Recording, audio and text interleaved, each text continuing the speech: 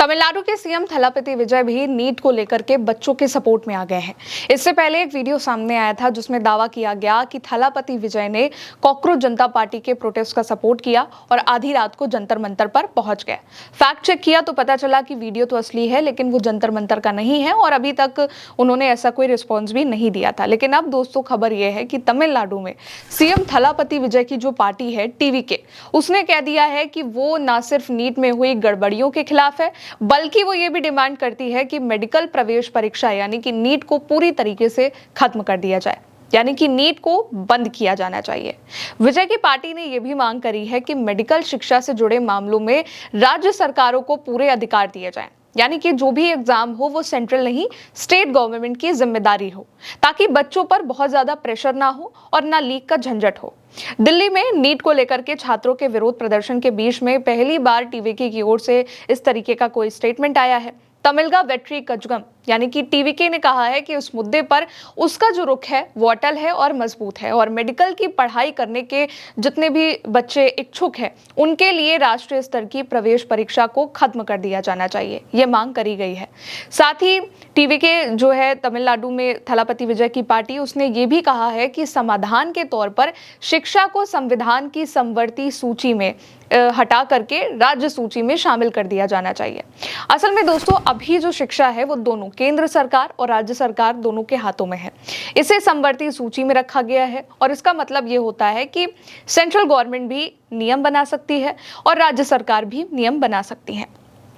अब अगर इसको केवल राज्य सूची में डाल दिया जाए जैसा कि टीवीके कह रही है, तो केंद्र सरकार का शिक्षा पर कम या फिर लगभग कोई अधिकार नहीं रहेगा। केवल राज्य सरकार तय करेगी कि स्कूल कॉलेज में क्या पढ़ाया जाए, कितनी फीस होनी चाहिए, शिक्षक कैसे भर्ती हो और शिक्षा की नीति क्या होगी। केंद्र आरटीई कानून यानी कि एनईपी नई शिक्षा जो नीति है, एनसीईआरटी, सीबीएसई जैसी चीजें राज्य सरकारों पर जबरदस्ती थोप भी नहीं सकती है। यानी कि अगर कोई मेडिकल एग्जाम है जो कि अभी राष्ट्रीय स्तर पर हो रहा है, वो राज्य सरकार कराती है, तो राज्य सरकार की जिम्मेदारी है कि पेपर ठीक से हो और अगर एग्जाम लीक होता है तो बाकी के राज्यों पर और पूरे देश के बच्चों पर इसका असर नहीं होगा। एक बयान में टीवीके ने मुख्य विपक्षी पार्टी डीएमके का नाम लिए बिना उस पर निशाना भी साधा है। टीवीके ने कहा है कि वो वोट पाने के लिए लोगों को धोखा देने और खुद नीट को खत्म करने जैसे झूठे वादे करने वाली धोखाधड़ी वाली राजनीति में कभी शामिल नहीं होगी।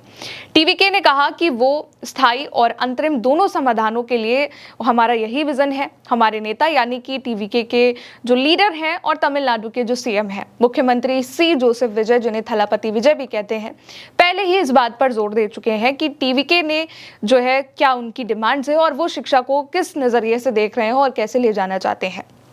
यहाँ पर थलापति विजय की पार्टी टीवीके ने यह भी कहा कि जो लोग दूसरों की मेहनत, विचारों और संघर्षों पर अपना लेबल लगाने जैसी अनैतिक राजनीति कर रहे हैं, उन्हें तुरंत पार्टी को निशाना बनाना बंद कर देना चाहिए। कुल मिलाकर टीवीके ने यह कहा है कि नीट को खत्म कर दिया जाए, राज्यों को एजुकेशन और मेडिकल एजुकेशन पर पूरा कंट्रोल देने की मांग करी है और इस बात को फिर से दोहराया है कि इस मुद्दे पर जारी राजनीतिक विवाद के बीच भी ये उनकी पक्की राय बनी हुई है। पहली बार इस प्रोटेस्ट के बीच में जब जंतर मंतर पर